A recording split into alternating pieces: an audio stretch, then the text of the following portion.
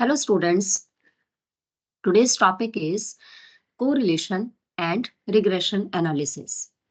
This is your book for this paper, Basic Computational Techniques for Data Analysis. This is your SAC paper, Skill Enhancement Course paper.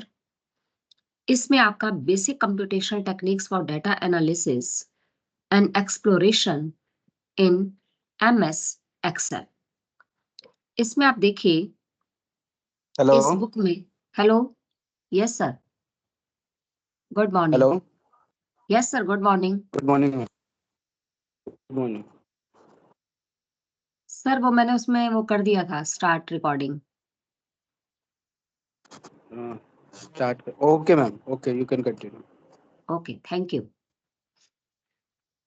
हाँ जी, तो ये बेटा basic computational techniques for data analysis, ये जो आपकी book है, इस book में आप देखिए ये है डी नारायण, शरद रंजन एंड नूपुर त्यागी। ठीक है, इस बुक में से भी आप पढ़ सकते हैं। और मैंने आपको अब तक की क्लासेस में सबसे पहले आपको डाटा के बारे में बताया कि डाटा क्या है और डाटा को हम कैसे कलेक्ट करते हैं प्राइमरी और सेकेंडरी सोर्स के माध्यम से। डाटा दो तरीके के मेन होते हैं, एक क्वालिटेटिव और एक क्वांटिटेटिव। दो तरीके के मेन डाटा होते हैं, क्वालिटेटिव एंड क्वांटिटेटिव। उसके अकॉर्डिंगली हम डाटा को क्या करते हैं, एनालाइज करते हैं। डाटा कलेक्शन के बाद ही डाटा एनालाइज का काम किया जाता है। उसमें आपको फिर मैंने mean median mode central tendency के जो मेजर्स हैं वो आपको बताए थे, और साथ में आपको बताया था कि स्टैंडर्ड डेविएशन कैसे कैलकुलेट करते हैं, मीन कैसे निकालते हैं, रेंज कैसे कैलकुलेट करते हैं। और एक में हमने किया था लोन एमोर्टाइजेशन और नेट प्रेजेंट वैल्यू। तो इसमें आपका देखिए ये जो टॉपिक्स हैं, एक तो आपका basic arithmetic operation in Excel है, डाटा को किस तरीके से इनपुट करते हैं एक्सेल शीट में, ठीक है, और उसका मेन सोर्स क्या है। विजुअलाइजेशन, आप डाटा को कैसे विजुअलाइज कर सकते हैं using charts in Excel. Excel में चार्ट्स भी बनाए जा सकते हैं।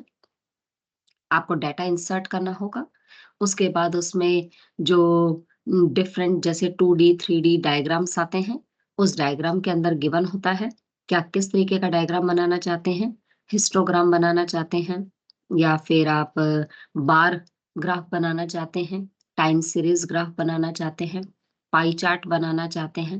वो डिफरेंट ऑप्शंस आपको देता है। पैरेटो चार्ट है, और जैसे टेबल है तो टेबल के अंदर एक ऑप्शन उसमें आता है पीवियट टेबल का। तो अगर पीवियट टेबल आपको बनाने को आए तो उस पीवियट टेबल के ऑप्शन को क्लिक करके उसमें आप इंसर्ट कर सकते हैं डाटा, और वो उसे पीवियट टेबल के फॉर्मेट में शो कर देगा। तो इसमें आज हम करते हैं कोरिलेशन कोफिशिएंट और मेजर्स ऑफ डिस्पर्शन। वैसे मैंने थोड़ा बताया था उसमें रेंज के बारे में, लेकिन आपको इसमें से बता देती हूँ। ये है आपका पेज नंबर 130 पर कोरिलेशन कोफिशिएंट।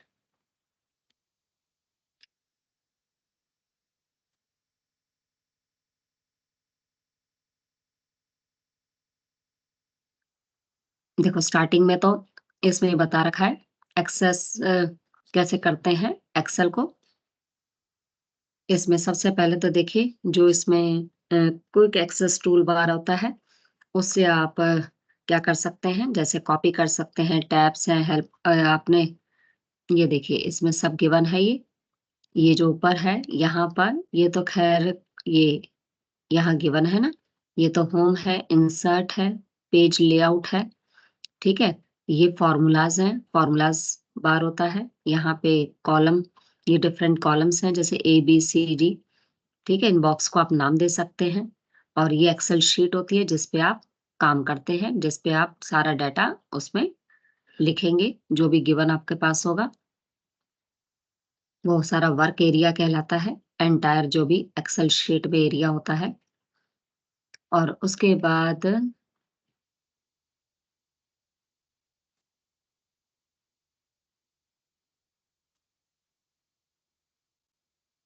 और डाटा जो भी हम कलेक्ट करते हैं वो क्या होता है, रॉ डाटा होता है। डाटा को हमें अरेंज करना पड़ता है आइदर इन असेंडिंग ऑर्डर और इन डिसेंडिंग ऑर्डर। और डाटा को मीडियन कैलकुलेट करने के लिए, क्वार्टाइल कैलकुलेट करने के लिए, तो असेंडिंग या डिसेंडिंग में अगर इंडिविजुअल सीरीज है तो अरेंज करना कंपलसरी हो जाता है। मीन निकालने के लिए आपको डाटा को अरेंज करने की जरूरत नहीं है। अरेंज इन सेंस असेंडिंग या डिसेंडिंग में नहीं लगाना, टैबुलर फॉर्म में उसे शो करना है, रोज एंड कॉलम्स के रूप में उसे आपको शो करना होगा, लेकिन आपको उसे असेंडिंग या डिसेंडिंग में नहीं लगाना। लेकिन अगर आपको मीडियन कैलकुलेट करना है, आपको क्वार्टाइल 1 कैलकुलेट करना है, क्वार्टाइल 3 कैलकुलेट करना है, परसेंटाइल या डीसाइल, कोई भी चीज अगर कैलकुलेट करनी है तो उसमें आपको जरूर चाहिए। ठीक है, 1 मिनट स्टूडेंट्स। हेलो।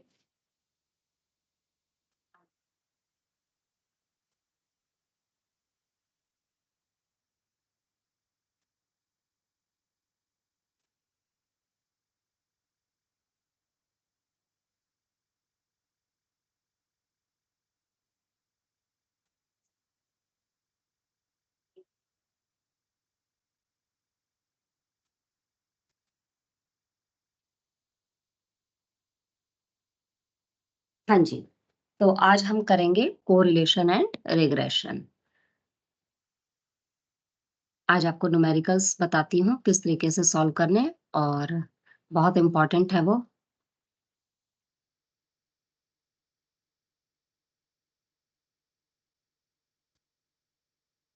और ये पूरी बुक जो है ये आपके इसी कोर्स के अकॉर्डिंग है।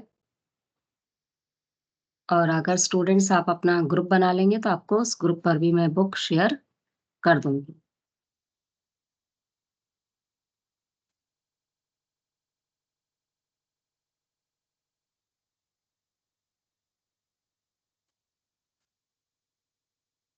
मीन के लिए तो आपको पता ही है, मीन कैसे कैलकुलेट करते हैं, सारी वैल्यूज को ऐड करके डिवाइडेड बाय जो नंबर्स गिवन होते हैं। और मोड निकालना हो तो जो फ्रीक्वेंसी रिपीटेड होती है, जितनी लार्ज फ्रीक्वेंसी में कोई भी डिजिट आएगी उसी को हम मोड कहते हैं। और मीडियन कैलकुलेट करते हैं n+1/2 करके। ठीक है, n+1/2। और उसके बाद जो आपका ये देखिए मीन है ना, मीन कैलकुलेट करते हैं, जितना भी हमें टोटल नंबर्स गिवन होते हैं हम उसका सम कर सकते हैं, सबका टोटल। नेक्स्ट है,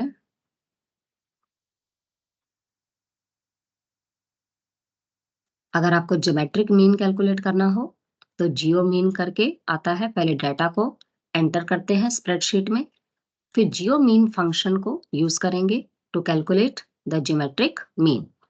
जैसे यहाँ पर गिवन है, ये देखिए, ये ऑटो सम का सिंबल है। ठीक है, ये फाइनेंशियल अगर कोई आपको फॉर्मूलाज की जरूरत है तो उसके लिए होगा, और ये टेक्स्ट के लिए। और यहाँ पर आपका जो है ये कैलकुलेशन करने के लिए यहाँ पर आप क्या डालेंगे, जो एफ है उसमें आपको सिंटैक्स यूज करना पड़ेगा। जियो मीन, जियो मीन में देखिए ये C3 सेमी कोलन और ये C4 क्या है। C3 का मतलब है कि आपको ये देखिए, ये जो बी कॉलम में तो आपने वैल्यू ऑफ अ फर्म लिखी है, और सी कॉलम में आपने क्या लिखा है, ग्रोथ रेट। अब ग्रोथ रेट में आपको जीरो वाली में तो डैश है, उसका तो कुछ कैलकुलेट नहीं करना। और ये है थर्ड नंबर, ठीक है, ये 3 है और ये 4 है। तो इस तरीके से इसका फॉर्मूला बनता है, सिंटेक्स बनता है, जियो मीन C3। C3 मतलब ये जो इसका वैल्यू है, ठीक है, वो लेंगे। और C4, जो C4 पे जो वैल्यू है वो लेंगे, जैसे 110 और ये 150%, ये जो कैलकुलेट किया है ये उसके बेसिस पे निकाला है। और उसके बाद आप उसमें ऑप्शन में क्लिक कर देंगे फॉर्मूला वाले में, कि जो आप कैलकुलेट कर रहे हैं जियो मीन, तो उसके अकॉर्डिंगली वो उसका आंसर दे देगा।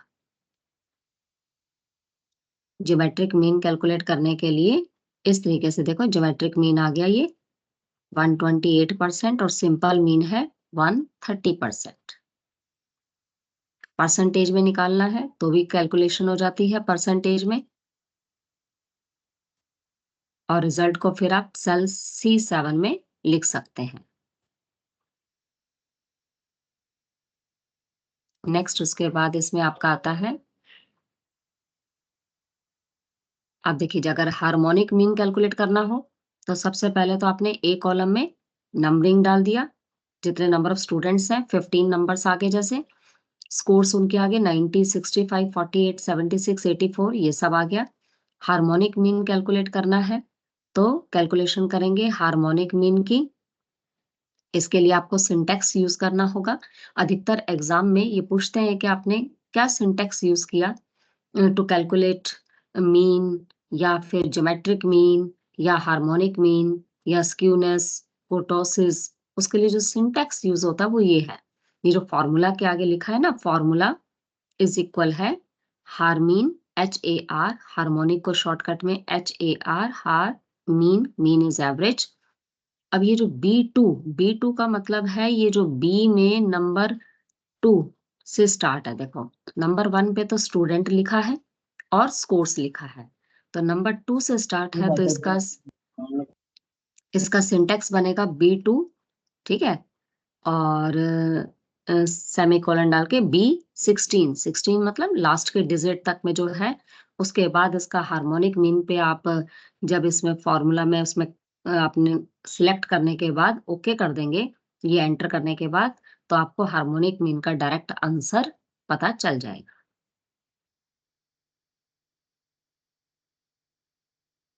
नेक्स्ट इसमें है आपका मेजर्स ऑफ डिस्पर्शन।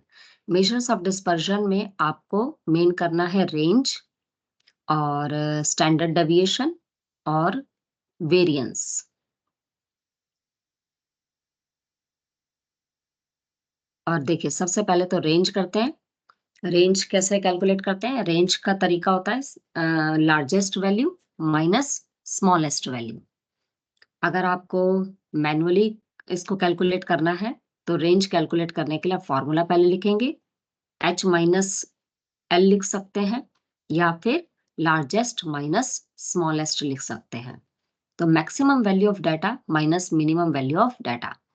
अब फॉर एग्जाम्पल यहाँ पे मैक्सिमम स्कोर अगर 100 है और मिनिमम स्कोर 35 है, तो आप दोनों का डिफरेंस लेके बता सकते हैं कि रेंज कितना आया, 65। वैसे डिस्पर्जन एक तरीके से डाटा के स्कैटर्डनेस को बताता है कि डाटा आपका कितना स्कैटर्ड है, और उसमें हाईएस्ट वैल्यू क्या है, लोएस्ट वैल्यू क्या है, उसके बेसिस पे हमें पता चल जाता है कि डाटा में स्कैटर्डनेस कितनी है। अगर नेक्स्ट आपको मैक्सिमम स्कोर दे रखा है 90 और मिनिमम स्कोर दे रखा है 60, तो ऐसे में 30 आपकी रेंज कैलकुलेट हो गई। अब देखो नेक्स्ट उसमें इलस्ट्रेशन क्या दिया है कि let us consider the historical data on the exchange rate of US dollar to Indian rupee for 12 months starting from January 2019 to December 2019। Calculate the range for the data given below. अब इस data में आप देखिए दिसंबर से जनवरी तक का जो दे रखा है, स्टार्टिंग मंथ जनवरी से दिसंबर तक का जो दे रखा है, इसमें आपको सबसे पहले तो देखना है कि लोएस्ट वैल्यू कौन सी है। तो आप लोएस्ट में देखिए 69.0775 is the lowest value. Okay, और हाईएस्ट वैल्यू आपको कौन सी नजर आ रही है इसमें, 71.68। अब देखो इसमें 71.68 के बाद 722 भी है क्या? हाँ, 71.68 से भी हाईएस्ट है 71.722। यस, तो maximum value 71.722 and minimum value 69.0775 and the range is 2.6445। So this is the very simple method to calculate dispersion, how much scatteredness exists in the given data. और सेकंड मेथड इसका है using Excel. Excel में अगर आपको range calculate करनी है तो आप सबसे पहले एंटर करेंगे ये सारी एक्सचेंज रेट US डॉलर में, ये जो जनवरी टू दिसंबर तक का डाटा गिवन है, इसे आप एक्सेल स्प्रेडशीट में एंटर करेंगे। उसके बाद उसमें आप मैक्सिमम और मिनिमम फंक्शन को यूज करेंगे to calculate the highest value and the lowest exchange rate, और the range will be the difference between the highest and lowest value. Type करेंगे इज इक्वल, यानी कि इक्वल टू, और sign in the cell जहां से आपको result जितना चाहिए। अगर आपने ई कॉलम में उसे डाला है तो E4 आ जाएगा 4th नंबर पे, और एंटर करेंगे। फंक्शन नेम क्या डालेंगे? मैक्सिमम। सिलेक्ट कर देंगे range of number two calculate the highest exchange rate, that is B2 semicolon B13। फिर उसे एंटर कर देंगे या ओके कर देंगे। फिर उसके बाद ऐसे मिनिमम का भी सेम ऐसे करेंगे। B2 और B13 के बीच में आपको मिनिमम वैल्यू चाहिए, और उसके बाद आप रेंज जो है वो निकाल लेंगे। ठीक है, तो इस तरीके से रेंज कैलकुलेट हो जाता है। अच्छा, अब उसके बाद इसके मेरिट्स क्या है? ठीक है, मेरिट्स हैं इसके very easy to compute, it's very simple to understand by a layman, and it's a less time consuming. जैसे गिवन डाटा था, इसमें मैक्सिमम एक्सचेंज रेट आ गई। ठीक है, उसके लिए आपने syntax, this is the syntax, main ये वाला सिंटैक्स होता है। मैक्सिमम B2 B13, और B2 मतलब यहाँ दिसंबर B2 है, और 13 लास्ट वाला जनवरी 71.12 वाला, तो B13 डालेंगे। डाटा डालने की जरूरत नहीं, वो डाटा उसके पास अपने आप आ जाएगा जब आप B2 और B13 डालेंगे, तो उसमें वो मैक्सिमम वैल्यू अपने आप बता देगा। मिनिमम वैल्यू में भी सेम एज B2 से B13, और रेंज आपकी बता देगा वो नेक्स्ट कॉलम में जो एंटर करेगा E4। ठीक है, और E5, ये रेंज हमारी कैलकुलेट होकर अगर हमें जहां भी लिखनी है उसके अकॉर्डिंगली वो रेंज कैलकुलेट करके दे देगा, और आप उसको, जैसे यहाँ पे स्टेप 1 में कैलकुलेशन किया रेंज का, ठीक है, रेंज आ गई 2.6445, इस तरीके से। अब नेक्स्ट है स्टैंडर्ड डेविएशन। स्टैंडर्ड डेविएशन कैसे कैलकुलेट करते हैं?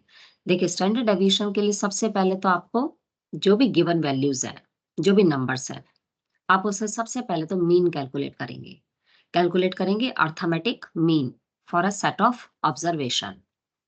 आफ्टर दैट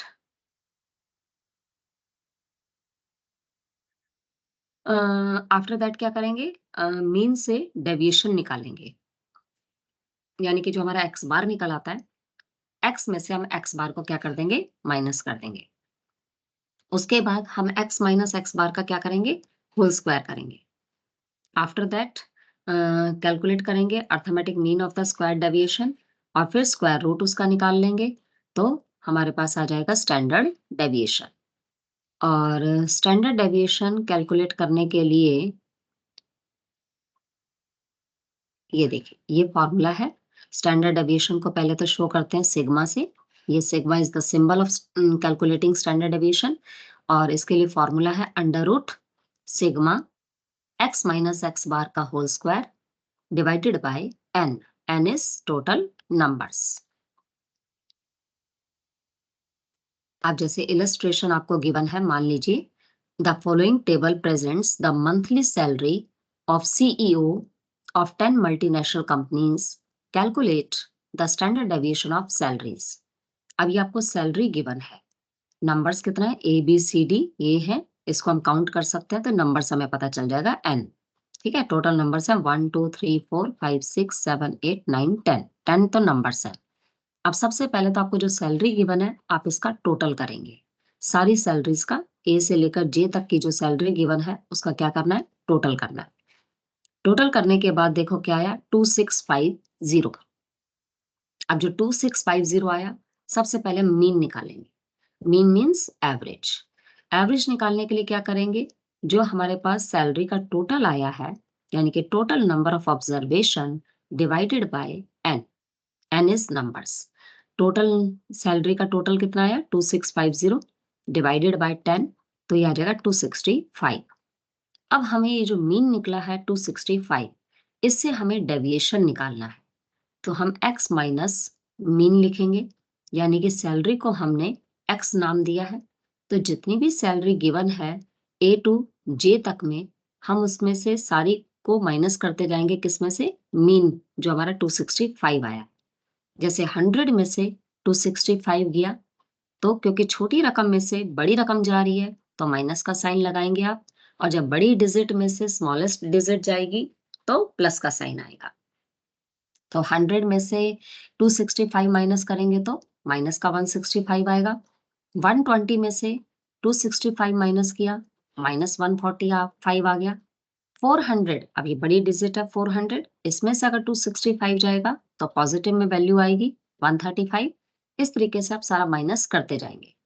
और माइनस प्लस का साइन डिपेंड करता है कि छोटी डिजिट में से बड़ी डिजिट को माइनस कर रहे हैं या बड़ी डिजिट में से छोटी डिजिट को माइनस कर रहे हैं। उसके अकॉर्डिंगली आप माइनस का साइन लगाएंगे। प्लस का साइन आप शो करें ना करें, अंडरस्टूड है। अगर आपने माइनस का साइन नहीं लगाया है किसी डिजिट के सामने तो वो पॉजिटिव ही मानी जाती है। आफ्टर दैट क्या करना है, ये तो एक्स माइनस आपका मीन आ जाएगा। अब आपको एक्स माइनस मीन का होल स्क्वायर करना है, यानी कि जो अब सारी वैल्यूज पॉजिटिव आ जाएंगी क्योंकि स्क्वायर कर रहे हैं ना, तो स्क्वायर करने से सारी वैल्यूज क्या आ जाती हैं, पॉजिटिव आ जाती हैं। तो पॉजिटिव वैल्यू में जैसे 165 का स्क्वायर का मतलब है 165 इंटू 165, 145 इंटू 145, 135 इंटू 135, 15 इंटू 15। इस तरीके से ये स्क्वायर आता गया 27,225, 21,025, 18,225, 15 का स्क्वायर 225 होता है। ये सारे स्क्वायर निकालने के बाद लास्ट में क्या कर देंगे, इसका टोटल। अब आपको निकालना है स्टैंडर्ड डेविएशन। तो स्टैंडर्ड डेविएशन का फॉर्मूला है अंडर रूट में सिग्मा एक्स माइनस मीन का whole square divided by N. N भी अंडर रूट के अंदर है, ठीक है। अब आपका ये जो sigma x minus mean, mean की जगह हम एक्स बार लिख सकते हैं। तो एक्स माइनस मीन का जो स्क्वायर आया है वो कितना आया, 2,25,650 डिवाइडेड बाय कितने से कर देंगे, 10 से। 0 से 0 कैंसिल हो गई। अब आपको 22565 का अंडर रूट निकालना है, और इस पेपर के लिए कैलकुलेटर अलाउड है, तो आप कैलकुलेटर से, और सिंपल कैलकुलेटर इज अलाउड, तो आप उसमें अंडर रूट निकाल सकते हैं। 150.21651, पॉइंट के बाद 2 डिजिट तक भी आप ले लें या राउंड ऑफ करके भी लिख सकते हैं, तो इससे कोई फर्क नहीं पड़ेगा। तो ये इसका आंसर आ गया। तो ये स्टैंडर्ड डेविएशन का फर्स्ट मेथड है, विदाउट यूजिंग एक्सेल ये हमने स्टैंडर्ड डेविएशन निकाल दिया है। अब इसी को, अब नेक्स्ट वो कह रहा है कि अगर यही सेकंड मेथड आपको एक्सेल का यूज करके आपको स्टैंडर्ड डेविएशन कैलकुलेट करना है तो आप कैसे करेंगे। तो एक्सेल में देखिए सबसे पहले आप क्या करेंगे, सेकंड मेथड जो गिवन है, यूज द स्टैंडर्ड डेविएशन। तो स्टैंडर्ड के लिए उसने क्या लिखा, एस टी, सारा कैपिटल में है, deviation DEV dot P function to calculate the standard deviation of a population. P मतलब population. If using the entire population is not possible, then we can calculate the standard deviation from a sample. तो अगर तो whole population से आपने निकालना है standard deviation, तो आप STDEV.P लिखेंगे। अगर आप स्टैंडर्ड डेविएशन सैंपल के थ्रू निकाल रहे हैं, sample is a part of population. Population का मतलब समग्र होता है, पूरा, संपूर्ण, यानी कि जितना भी एंटायर डाटा आपके पास गिवन है। और अगर आप उस होल में से एक पार्ट ले रहे हो, एक हिस्सा उसका ले रहे हो, दैट इज कॉल्ड सैंपल।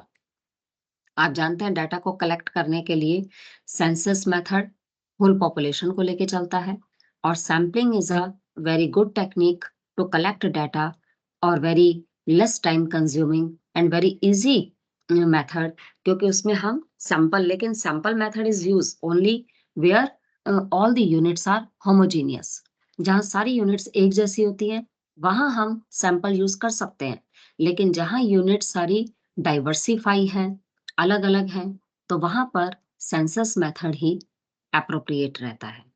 अब जैसे ब्लड का हमेशा सैंपल लिया जाता है क्योंकि होल बॉडी में एक जैसा ब्लड है। जब हम शुगर लेते हैं मार्केट से जाकर, या व्हीट परचेज करते हैं, या राइस परचेज करते हैं, तो आपने देखा होगा कि आप सिर्फ दाल कोई खरीदते समय भी सिर्फ सैंपल इंसान देखता है। एक एक दाल का दाना आप नहीं चुन सकते हैं, ना ही एक एक चावल करके खरीद सकते हैं। That is not possible. और हम ये मान के चलते सारी बोरी में पूरा एक जैसा ही वीट या राइस या शुगर है, तो उसमें सैंपल देखकर ही आप सिलेक्ट कर सकते हैं। तो जहां गुड्स का नेचर कैसा है, होमोजीनियस, एक जैसा है, तो वहां पे sampling technique is very appropriate technique to collect data और सैंपल। अब जैसे देखो, सबसे पहले आपको अगर पॉपुलेशन से निकालना है स्टैंडर्ड डेविएशन, तो stdev.p हो गया। और अगर सैंपल से निकाल रहे हो तो आप एक्सेल फंक्शन कौन सा लिखोगे, stdev.s करके। अब स्टैंडर्ड डेविएशन को कलेक्ट करने के लिए सबसे पहले आपने स्प्रेडशीट में कंपनी, ए कॉलम में आपने मान लीजिए कंपनी लिख दिया, ए टू लेकर जे तक लिख दिया। और दूसरे में आपने सैलरी जो गिवन थी वो आपने एंटर कर दी है। ये तो आपको करना होगा। उसके बाद आप क्या करेंगे, यहाँ पे आप देख रहे हैं सिंटेक्स यूज किया गया, एफ एक्स इज इक्वल है, एस टी मतलब स्टैंडर्ड, डीईवी का मतलब डेविएशन, डॉट मतलब ये तो पॉपुलेशन से निकाल रहे हैं तो डॉट पी कर दिया। ब्रैकेट में बी टू का मतलब क्या है, ये जो बी कॉलम में देखिए, वन वाले में तो ऊपर हेडिंग आ जाती है, ये जो आपने कॉलम्स को हेडिंग दी है, तो B2 से तो डाटा स्टार्ट है 100 वाला, तो B2 से लेकर कहाँ तक का डाटा है, ये 11 तक का, तो B2 सेमीकोलन डाल के B11 कर दिया। ठीक है, उसके बाद इसमें आप स्टैंडर्ड डेविएशन पॉपुलेशन से ले रहे हैं, तो ये सिंटेक्स इसका बन जाएगा जो नीचे लिखा है, stdev.p B2 B11। और अगर सैंपल से निकालेंगे तो stdev.s, और ब्रैकेट में क्या लिखेंगे, B2 B11 के जो गिवन डाटा है उसमें हमें स्टैंडर्ड डेविएशन निकालना है। ठीक है, यहाँ पे लिखा है ना शो फॉर्मूला, तो यहाँ से आपको फॉर्मूलाज निकल कर आ सकते हैं, स्टैंडर्ड डेविएशन जो भी आपको स्टैटिस्टिकल टूल में यूज करने हैं। ठीक है, अब उसके बाद पहला स्टेप इसका क्या है, कैलकुलेशन ऑफ स्टैंडर्ड डेविएशन।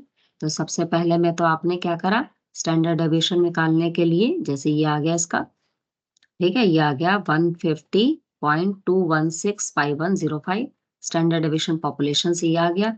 और स्टैंडर्ड डेविएशन अगर सैंपल से आप कैलकुलेट कर रहे हैं, तो सैंपल के लिए तो आपने एस डॉट करना है ना, stdev.s करेंगे, तो उसके अकॉर्डिंगली 158.34 आ गया। डाटा तो वही रहेगा, लेकिन सिर्फ उसमें दो आपको सिंटेक्स अलग अलग यूज करने हैं। अब स्टैंडर्ड डेविएशन के लिए सबसे पहले आपने सैलरीज का डाटा एक्सेल शीट में डाला, फिर आपने stdev.p फंक्शन लिया स्टैंडर्ड डेविएशन पॉपुलेशन से निकालने के लिए, फिर आपने सिंटेक्स यूज करा, इज इक्वल का साइन डाला, stdev.p और B2 B11 करके प्रेस कर दिया एंटर, फिर stdev.s करके इस फंक्शन को आपने ओपन किया और कैलकुलेट कर लिया स्टैंडर्ड डेविएशन, और उसके बाद आपने उसमें लिख दिया, उसमें जो तो अपने आप ही ऑटोमेटिकली आ जाएगा। तो इस तरीके से एक्सेल का यूज करते हुए भी स्टैंडर्ड डेविएशन कैलकुलेट किया जा सकता है। और स्टैंडर्ड डेविएशन का मेरिट ये होता है कि ये देखिए, पहली बात है कि स्टैंडर्ड डेविएशन भी मीन पर बेस्ड है, और दूसरी बात ये माइनस प्लस के साइन को इग्नोर नहीं करता है, तो ये भी काफी रिलायबल मेजर माना जाता है। और मीन एक्चुअल में ही सबसे best measure of central tendency माना जाता है, क्योंकि मीडियन में तो हम सीरीज को दो भागों में बांट देते हैं, तो मीडियन इतना बेस्ट मेजर नहीं माना जाता। और जो मोड है वो हाईएस्ट फ्रीक्वेंसी को लेता है, जो डिजिट जितनी ज्यादा बार आती है, रिपीट होती है, रिपीटेड नंबर को हम मान लेते हैं कि वो मोड है, तो उसमें भी बाकी वैल्यूज, बाकी जो डिजिट्स गिवन है उनकी कोई वैल्यू नहीं रहती है। इसलिए ना मोड को ज्यादा बेस्ट मेजर माना जाता है, ना ही मीडियन को बेस्ट मेजर माना जाता है। मेजर्स ऑफ सेंट्रल टेंडेंसी में सबसे बेस्ट मेजर किसको माना जाता है, एवरेज को या मीन को।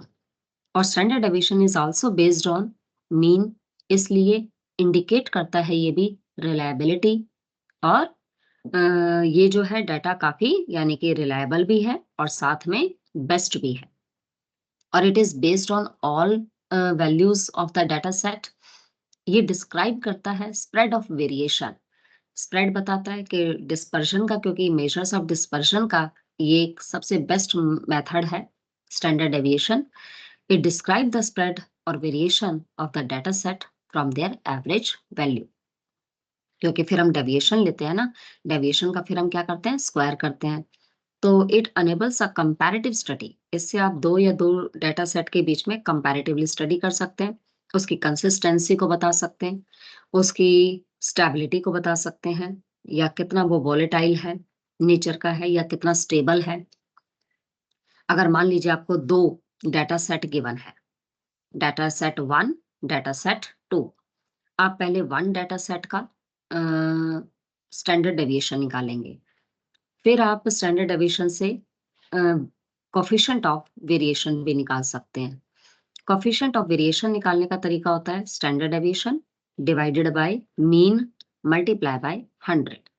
इसी तरीके से डेटा सेट टू का भी हम सबसे पहले तो मीन निकालेंगे, फिर मीन से डेविएशन निकालेंगे, फिर डेविएशन का स्क्वायर करेंगे, फिर अंडर रूट में मीन एक्स माइनस मीन का होल स्क्वायर अपॉन एन करके स्टैंडर्ड डेविएशन निकलेगा। स्टैंडर्ड डेविएशन निकलने के बाद स्टैंडर्ड डेविएशन निकलने के जो बाद आपका क्या आएगा, अंडर रूट में सिग्मा एक्स माइनस मीन का होल स्क्वायर अपॉन एन। ठीक है, और फिर आप कोफिशिएंट ऑफ वेरिएशन निकालना चाहते हैं तो स्टैंडर्ड डेविएशन जो निकलेगा वो डिवाइडेड बाय मीन जो हमने कैलकुलेट किया था वो इनटू में 100 करके कोफिशिएंट ऑफ वेरिएशन आ जाता है। अब दोनों डेटा सेट में हम ये देखेंगे जिसका कोफिशिएंट ऑफ वेरिएशन का आंसर कम होगा वो मोर कंसिस्टेंट माना जाएगा, मोर स्टेबल माना जाएगा, लेस वॉलेटाइल माना जाएगा। और जिस कोफिशिएंट ऑफ वेरिएशन, जिस डेटा सेट का कोफिशिएंट ऑफ वेरिएशन का, इट मींस उसके अंदर वेरिएबिलिटी ज्यादा है, उसके अंदर कंसिस्टेंसी कम है, उसके अंदर वॉलेटिलिटी ज्यादा है, इस तरीके से।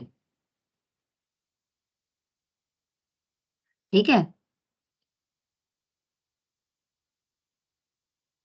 नेक्स्ट इसमें है डीमेरिट्स। डीमेरिट्स तो यही है कि ये थोड़ा सा टफ पड़ता है कैलकुलेट करना, क्योंकि अंडर रूट वगैरह होता है ना, तो the calculation of standard deviation is difficult as it involves many steps, it can't be easily understood. और इसमें स्क्वायर रूट लेना पड़ता है। The standard deviation of two series can't be added, क्योंकि वो स्क्वायर रूट होता है। ठीक है, और it is affected by extreme value से भी ये क्या होता है, अफेक्टेड होता है, due to which the larger deviation become proportionately bigger than the smaller deviation. Or unit of measurement do influence the value of the standard deviation. For example, if we measure length in inches, measure the same in terms of centimeter, the standard deviation जो है वो later will be the 2.53 times the former, पहले वाले से थोड़ा different आएगा। और variance कैसे निकलता है, वेरिएंस आपका निकलता है स्टैंडर्ड डेविएशन का स्क्वायर। अगर simple variance, coefficient of variation is another thing, उसका फॉर्मूला अलग होता है। Variance is the square of standard deviation. Standard deviation का स्क्वायर कर दो तो वेरिएंस आ जाता है, और वेरिएंस अगर गिवन हो तो उसका अंडर रूट कर दो तो स्टैंडर्ड डेविएशन आ जाता है। अब देखो, स्टैंडर्ड डेविएशन का स्क्वायर कर दिया तो रूट हट जाएगा ना, तो sigma x minus x bar का होल स्क्वायर अपॉन एन, ये विदाउट रूट होगा। अब जैसे इसमें कैलकुलेट करने के लिए दिए, दो टीम लिए हमने, यहाँ पे दो डेटा सेट का मैं आपको एग्जांपल दे रही थी, और यहाँ पर इसने क्या लिए, दो टीम लिए। मान लीजिए दो टीम है, ठीक है, 10 मैचेस प्ले कर रही हैं नेशनल लेवल क्रिकेट टूर्नामेंट में दिल्ली के, और scores of the two teams for all the matches in the tournament are given as follows. जैसे टीम ए गिवन है, टीम बी गिवन है। अब इसमें वो कह रहा है कैलकुलेट करो स्टैंडर्ड डेविएशन, वेरिएंस, और ये बताइए कि किसकी परफॉर्मेंस मोर कंसिस्टेंट है, मोर स्टेबल है, लेस वोलेटाइल है। तो दो जब टीमें दे रखी हो या दो डेटा सेट गिवन हो तो तब हम कंपैरेटिवली स्टडी कर सकते हैं। तो अब देखिए इसके लिए हम क्या करेंगे, सबसे पहले बहुत इंपॉर्टेंट क्वेश्चन है, ये देखिए, ये अभी पहले तो मैन्युअली कैलकुलेट किया जा रहा है फर्स्ट मेथड, तो विदाउट यूजिंग एक्सेल है। टीम ए आपको गिवन है, ठीक है, 150, 236, 280, 175, 210, नीचे भी डेटा सेट है इसका रिमेनिंग, क्योंकि टोटल नंबर 10 है। और पहले इसका टोटल ले लीजिए, टीम ए का सारे का क्या किया, टोटल कर लिया। फिर ऐसे ही टीम बी का भी जितने 10 नंबर्स गिवन है, ये जो 260, 110, 140, 265, 289 एंड सो ऑन, उसको ऐड कर लेना। उसके बाद मीन निकाल सकते हैं आप। अब टीम ए का टोटल कितना आया था 2057। 2057 को 10 से डिवाइड करोगे तो 205.7 आ जाएगा। ऐसे टीम बी का टोटल करा 1964 आया, इसको 10 से डिवाइड करोगे 196.4 आ जाएगा। अब आपको टीम ए का एक्स माइनस मीन करना है और टीम बी का भी एक्स माइनस मीन करना है। आफ्टर दैट हम स्क्वायर करेंगे दोनों का ही। तो पहले टीम ए का मीन कितना निकला था 20, ये देखो नीचे दे रखा ना 205.7। अब 205.7 माइनस करते जाइए आप, यानी कि x है ना, पहले x में से मीन माइनस करना है। x तो टीम ए की सारी वैल्यूज को x ही हम कहते हैं। पहली वैल्यू क्या है x में 150। 150 में से 205.7 माइनस करोगे तो माइनस 55.7 आ गया, क्योंकि 150 स्मॉलर है और 205 वाली डिजिट बड़ी है, इसलिए छोटी रकम में से बड़ी रकम जा रही है, माइनस का साइन आएगा। 236 में से माइनस करेंगे 205.7 को तो 30.3 आ गया, ये पॉजिटिव में आएगा। इस तरीके से आप डेविएशन निकाल सकते हैं। ऐसे टीम बी का भी कितना आया था 196.4 था इसका मीन। आप पहले 260 में से आपको 194.6 माइनस करना है, फिर 110 में से माइनस करना है, फिर 140 में से। तो स्मॉलेस्ट में से अगर हाई लार्जेस्ट आ रही है तो नेगेटिव वैल्यू में आता जाएगा, अदरवाइज पॉजिटिव में। फिर टीम ए का एक्स माइनस मीन का ये जो निकला था ना -55.7, अब इसका स्क्वायर कर दीजिए, यानी कि इसको 55.7 को 55.7 से मल्टीप्लाई करना है, 30.3 को 30.3 से मल्टीप्लाई करना है, 74.3 को 74.3 से मल्टीप्लाई करेंगे तो ये आपके पास टीम ए का एक्स माइनस मीन का होल स्क्वायर आता जाएगा। सेम एज टीम बी का भी एक्स माइनस मीन का होल स्क्वायर निकाल सकते हैं। 63.6 का इंटू 63.6 कर देंगे। 86.4 का माइनस के इसमें साइन सब हट जाते हैं स्क्वायर करते समय। 86.4 इंटू 86.4 करेंगे तो ये आ जाएगा 7464.96। ऐसे करके सारा निकाल सकते हैं। आफ्टर दैट इनके टोटल ले लेने हैं। फिर उसके बाद टीम ए के लिए स्टैंडर्ड डेविएशन निकालिए। स्टैंडर्ड डेविएशन के लिए यूज किया गया ये फॉर्मूला अंडर रूट में सिग्मा एक्स माइनस टीम ए का जो मीन का होल स्क्वायर है डिवाइडेड बाय एन। तो x माइनस मीन का होल स्क्वायर कितना आया था 17562.1 डिवाइडेड बाय 10, तो ये आ गया इसका मीन 41.90। ज्यादा आगे के डिजिट पॉइंट के बाद 2 डिजिट तक ले लीजिए, दैट इज सफिशिएंट।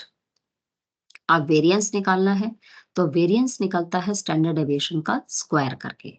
तो स्टैंडर्ड डेविएशन आपके पास 41.90 अगर आ गया तो इसका स्क्वायर कर देंगे, मीन्स 41.90 इंटू 41.90 करेंगे तो 1756.21 आ गया। That is the variance of team A. अब सेम एज टीम बी का भी वेरिएंस देखिए कितना आएगा। टीम बी में आप देख रहे हैं एक्स माइनस मीन का होल स्क्वायर कितना था 76,366.4। तो स्टैंडर्ड डेविएशन के लिए पहले तो अंडर रूट में सिग्मा एक्स माइनस मीन का होल स्क्वायर अपॉन एन करेंगे तो 76,366.4 डिवाइडेड बाय 10, ये आ गया 87.38। आफ्टर दैट वेरिएंस निकालना है तो स्टैंडर्ड डेविएशन का स्क्वायर हो जाएगा और स्टैंडर्ड डेविएशन का स्क्वायर का कितना आ गया 7636.64, ये इसका वेरिएंस। अब आप वेरिएंस देख के बताइए कि किसका वेरिएंस ज्यादा है और किसका वेरिएंस कम है, ये आपको देखने से ही पता चल जाएगा। टीम ए का वेरिएंस 1756 है, टीम बी का वेरिएंस 7636 है। तो विच वन इज स्मॉलर, किसका वेरिएंस लेस है, वो है टीम ए का। टीम बी का तो वेरिएंस बहुत ज्यादा आ रहा है 7636 आ रहा है, टीम ए का वेरिएंस 1756 आ रहा है, तो किसका सबसे कम आ रहा है, टीम ए का। तो आंसर आया है कि टीम ए जो है performed consistently as the standard deviation, that is total variation is less than that of team B. So, however, variance describe the spread in the data set, but no conclusion can be drawn from it. The standard deviation gives us a better picture of the variation in the data set with the help of the rule of thumb. अब rule of thumb में 68, 95, 99.7 ये तीन इसकी values होती हैं। Rule of thumb में कितनी values को कंसीडर किया जाता है 68, दूसरी है 95 और तीसरी है 99.7। अब मेजॉरिटी ऑफ द स्कोर यानी कि 68% of team A lie in the range of 205.7 minus 41.90, ठीक है, और 205.7 प्लस 41.90, यानी कि किस में लाई कर रहा है, ये रेंज इसका है 163.8 से 247.6 के बीच में। और majority of the team B का अगर 68% स्कोर का लाई करें तो उसके लिए वैल्यूज गिवन होती हैं। जैसे ये हमारा 196.4 तो क्या था, मीन था, और माइनस में 87.38, और प्लस में भी एक बार कर दिया 87.38, तो ये निकल आएगा इस तरीके से। ठीक है, ये 87.38 क्या लिया था, ये वाला स्टैंडर्ड डेविएशन, और ऊपर वाले का मीन उसका कितना आया था 41.90। तो ये जो इसका फॉर्मूला ये होता है, अगर आपको 68% ऑफ द स्कोर निकालना है तो मीन माइनस में स्टैंडर्ड डेविएशन ले रखा है, और एक बार माइनस में एक बार प्लस में। ऐसे यहाँ पर मीन 196 टीम बी का आया था 196.4, माइनस में स्टैंडर्ड डेविएशन 87.38, एक बार प्लस में ले लिया, तो हम उसके बीच की रेंज निकाल सकते हैं। और इसी चीज को अगर आपको निकालना है वेरिएंस को एक्सेल का यूज करते हुए, तो आप इसमें यूज करेंगे VAR डिनोट कर रहा है वेरिएंस को, dot P population, S dot है, डॉट एस करके लिखते हैं तो सैंपल। सेम एज क्या करेंगे, पहले एंटर करेंगे सारे स्कोर्स को एक्सेल शीट में, उसके बाद VAR डॉट पी करेंगे, function to calculate the variance of the population. फिर उसके बाद टाइप कर देंगे उसमें इज इक्वल का sign in the cell where the result is desired, like B13 है, enter the function name VAR dot P and then select the range of number, आपको कितने के बीच में चाहिए, तो B2 B11 कर देंगे, और उसके बाद उसे क्या कर देंगे, प्रेस कर देंगे।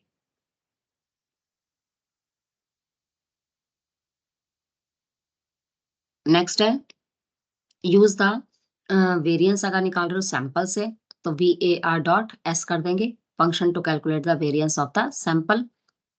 तो टाइप करेंगे इज इक्वल, और उसके बाद जो हमें रिजल्ट जहां से रिक्वायर्ड है B14 अगर है, और एंटर कर देंगे function name VAR dot S, और सिलेक्ट कर लेंगे नंबर B22 B11 और एंटर कर देंगे। ये B2 है ना, देखिए टीम बी का है तो ये वाला आ जाएगा। ठीक है, टीम बी वाला का जो है, हाँ पहले तो टीम ए का से निकाल रहा है, वेरिएंस सैंपल से निकाल रहा है, फिर टीम बी का करेंगे तो बी वाले में तो सी आ जाएगा ये, क्योंकि टीम बी को हमने सी कॉलम में लिखा है और टीम ए वाला बी कॉलम में है, तो इसलिए, और ये B2 से स्टार्ट है और लास्ट में कितना है 11 तक में, इसलिए ये इसका लिखा जाता है। तो ऐसे दोनों का ही अलग अलग आ जाएगा। देखो इसका है variance dot P B2 B11, और इसका टीम बी वाले का है C2 C11, और सैंपल से है variance dot S B2 B11, उसका वेरिएंस डॉट एस क्या आ जाएगा C2 C11, और फिर इसका रिजल्ट आपके सामने आ जाएगा कि कितना पॉपुलेशन से निकला और कितना सैंपल से निकला वेरिएंस। ठीक है जी, तो इस तरीके से आपका कैलकुलेट हो जाता है वेरिएंस इन एक्सेल शीट। तो वेरिएंस एक तरीके से ये भी स्प्रेड को बताता है, डिस्पर्शन को बताता है, डाटा में कितना वेरिएशन है। आंसर अगर कम आ रहा है तो वो मोर कंसिस्टेंट माना जाता है, और आंसर अगर ज्यादा आ रहा है, दो टीम में से जिसका आंसर ज्यादा आएगा वो लेस कंसिस्टेंट माना जाएगा, और जिसका आंसर कम होगा उस वो क्या माना जाएगा, मोर, जिसका आंसर ज्यादा वो लेस कंसिस्टेंट, और जिसका आंसर कम आता है वो मोर कंसिस्टेंट मोर स्टेबल माना जाता है। तो ये हो गया आपका वेरिएंस। ऐसे कोफिशिएंट ऑफ वेरिएशन जो मैंने आपको बताया था कि स्टैंडर्ड डेविएशन अपॉन में x बार इंटू 100 करके हम निकाल सकते हैं, परसेंटेज के लिए इंटू 100 कर देंगे। अगर वैसे आपको सिंपल कोफिशिएंट ऑफ कोरिलेशन निकालना, सॉरी कोफिशिएंट ऑफ वेरिएशन निकालना है, तो स्टैंडर्ड डेविएशन जो हमने निकाला जिस तरीके से वो पहले कैलकुलेट करेंगे। मीन आप जानते ही हैं सिग्मा एक्स अपॉन एन करके मीन निकल आता है, तो मीन को स्टैंडर्ड डेविएशन को डिवाइड करना है मीन से, तो आपका कोफिशिएंट ऑफ वेरिएशन आ जाएगा। ये भी वेरिएबिलिटी को मेजर करता है। ये डिफाइन इसको हम ऐसे कर सकते हैं कि it is the ratio of standard deviation to the mean and it is independent of the unit of measurement for which it is calculated. तो कोफिशिएंट ऑफ वेरिएशन ऐसे एक्सप्रेस कर सकते हैं, standard deviation divided by mean, और अगर percentage में निकालना है तो क्या कर देंगे, इनटू 100। जैसे ये आपको दे रखा है, मीन दे रखा है, स्टैंडर्ड डेविएशन दे रखा है। मान लीजिए इन्वेस्टमेंट ए का दे रखा है, इन्वेस्टमेंट बी का दे रखा है। अब आपको कहा जाता है कि आप कोफिशिएंट ऑफ वेरिएशन निकालिए। It's very simple to calculate, everything is given. आपको सिर्फ कैलकुलेशन करनी है। मीन आपको गिवन है 0.48 for investment A, standard deviation आपको गिवन है 0.110। तो आपको क्या करना है, 0.110 डिवाइडेड बाय 0.48 मल्टीप्लाई बाय 100। ऐसे इन्वेस्टमेंट बी का करेंगे, स्टैंडर्ड डेविएशन कितना है 0.149 गिवन है, डिवाइडेड बाय मीन 0.53, परसेंटेज में निकालना है तो इनटू 100 कर दीजिए, तो ये निकल आएगा coefficient of variation standard deviation upon में एक्स बार इनटू में 100। तो ये आपका कोफिशिएंट ऑफ वेरिएशन, अगर आपको एक्सेल में यूज निकालना है तो भी आप एक्सेल में से कैलकुलेट कर सकते हैं। सबसे पहले आप कैलकुलेट करेंगे simple arithmetic mean of the data set using the average function. Then we calculate the standard deviation using the STDEV dot P. P is population. Finally, for calculating the coefficient of variation, we divide the cell containing the standard deviation by the cell containing the mean. Now next is skewness. Skewness पे exam में question जरूर आता है। Skewness or kurtosis, that is very important, or sometimes they ask from you how to calculate skewness and through MS Excel, then you have to write the syntax, which syntax you will use to calculate skewness in Excel spreadsheet. तो skewness क्या है? Skewness देखिए एक तरीके से ये skewness का मतलब ही होता है asymmetrical distribution। देखिए जो डाटा सेट है, अब डाटा सेट में डिस्ट्रीब्यूशन इक्वल भी हो सकता है, अनइक्वल भी हो सकता है। अगर तो डिस्ट्रीब्यूशन इक्वल है तो उसे सिमेट्रिकल कहते हैं, एक समान वितरण किया गया है, तो एक समान वितरण इज सिमेट्रिकल, और असमान वितरण अनइक्वल डिस्ट्रीब्यूशन इज असिमेट्रिकल।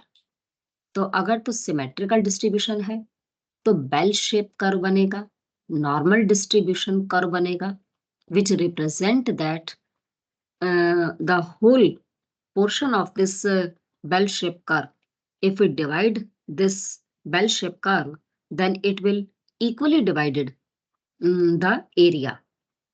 आप देख रहे हो जैसे ये बेल शेप कर्व बना है, ठीक है, बेल शेप कर्व है, घंटी नुमा आकार का एक कर्व बनाया गया है, इसे नॉर्मल डिस्ट्रीब्यूशन कर्व कहते हैं।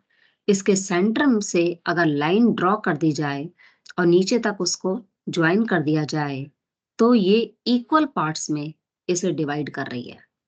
और इक्वल पार्ट्स में डिवाइड करने का मतलब है कि डिस्ट्रीब्यूशन बिल्कुल इक्वल है, किसी को कोई ज्यादा नहीं दिया गया, किसी को कम नहीं दिया गया, सबके साथ एक समान व्यवहार किया गया, एक समान वितरण किया गया।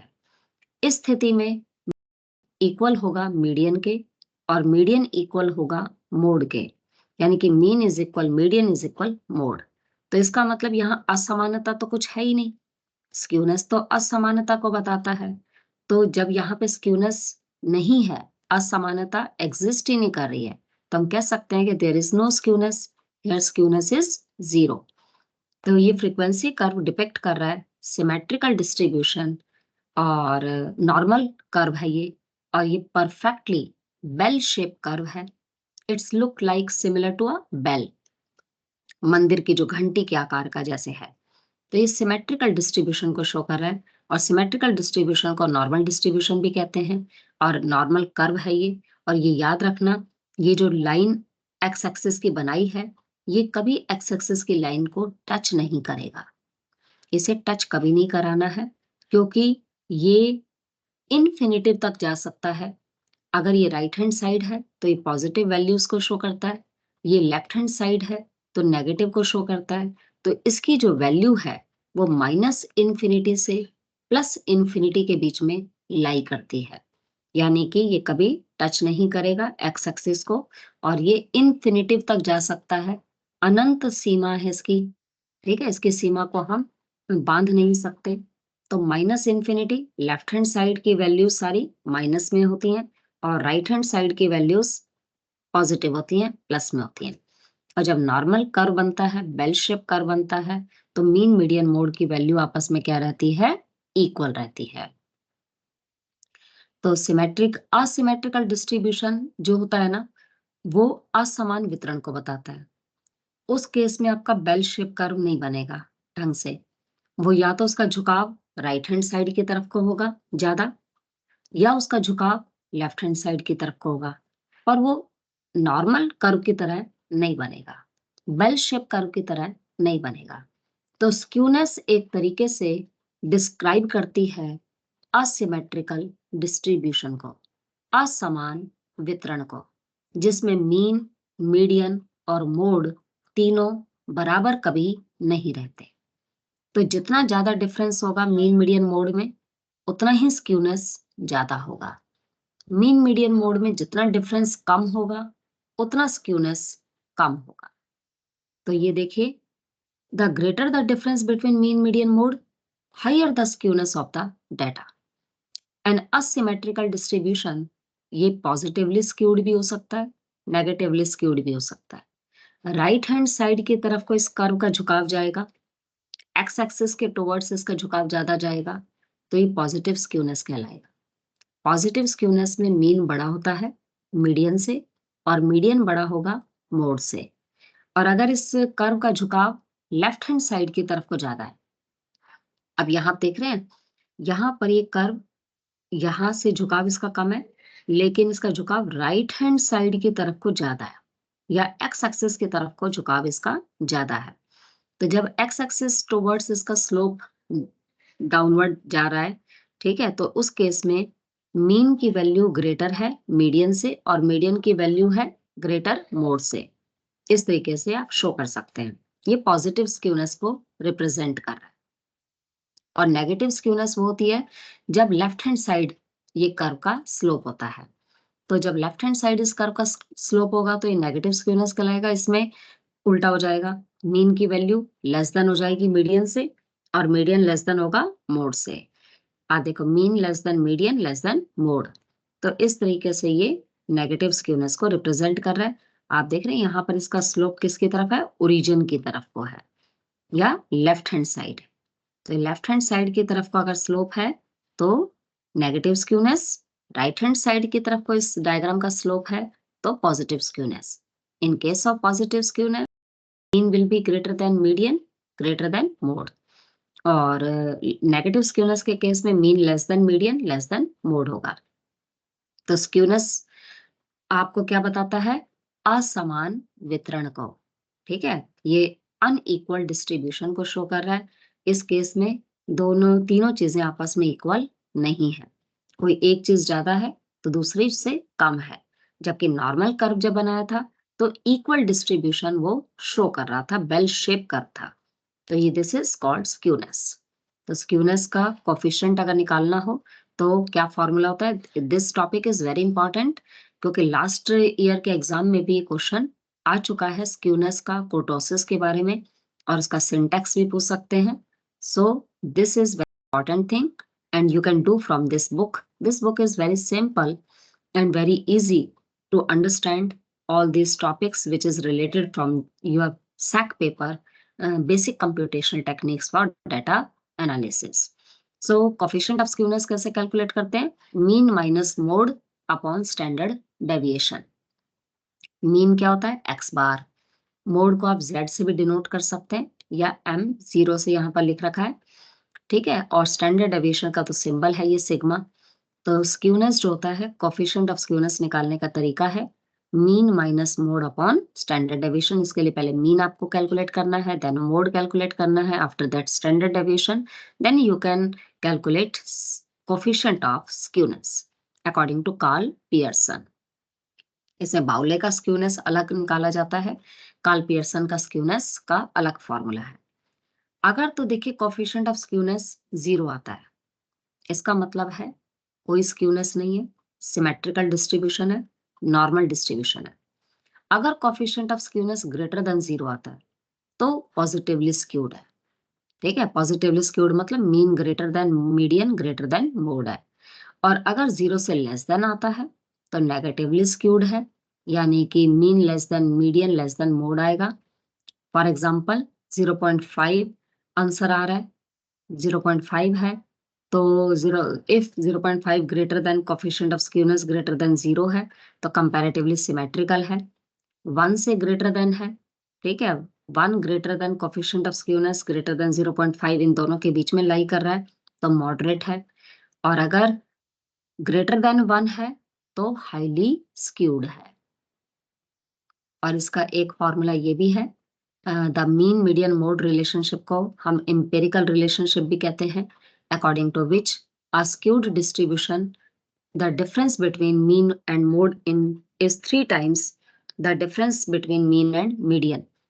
देखो mean minus mode is equal है 3, ब्रैकेट में मीन माइनस मीडियन कर सकते हैं, या मोड निकालने का तरीका होता है 3 median minus 2 mean.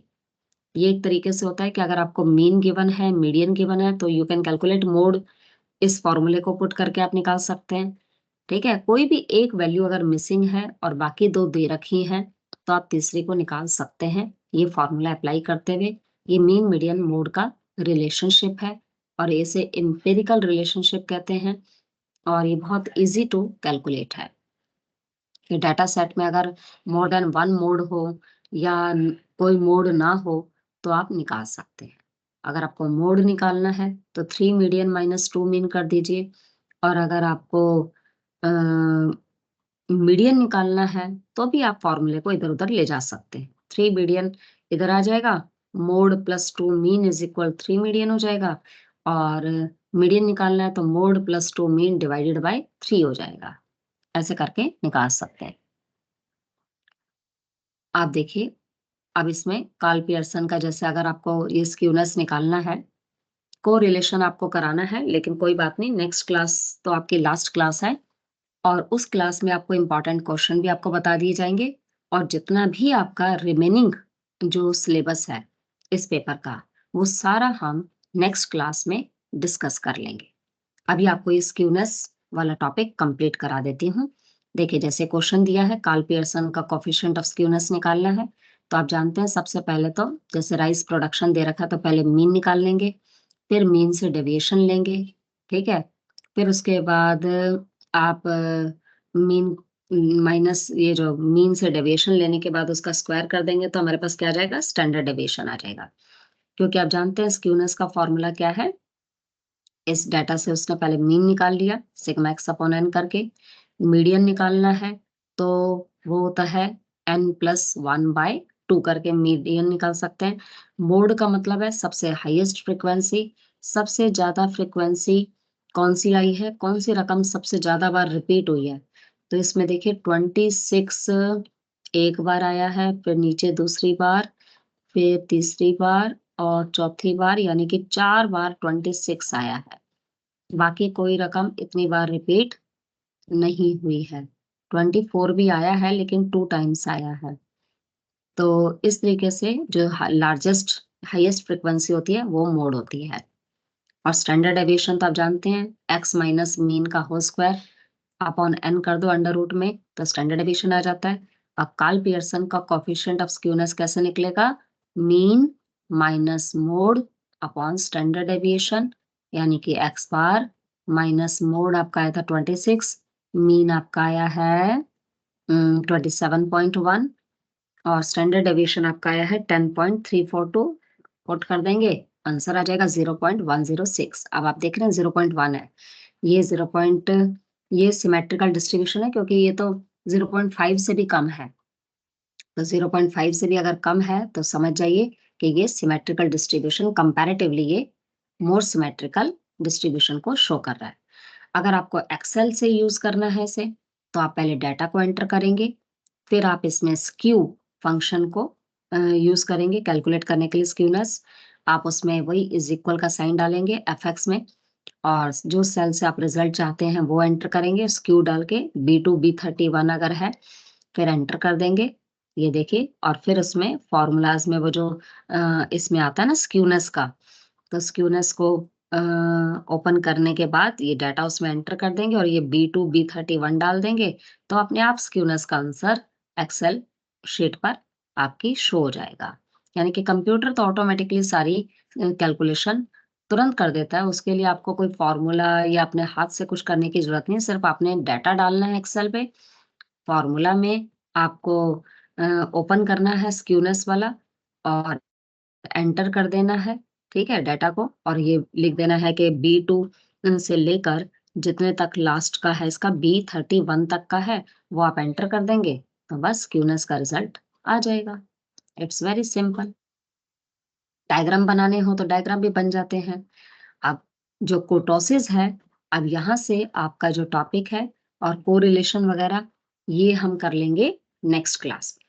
Next class में आपका क्वेश्चन पेपर का पूरा पैटर्न डिस्कस कर लिया जाएगा और साथ ही साथ आपके जितने भी रिमेनिंग टॉपिक्स हैं वो सारे आपके कंप्लीट करा दिए जाएंगे। इसी के साथ ही आज की क्लास फिनिश करते हैं। आई होप मैंने आपको जितना बताया है आपको समझ में आ गया होगा, और इन केस एनी डाउट तो आप मुझसे पूछ सकते हैं। Thank you.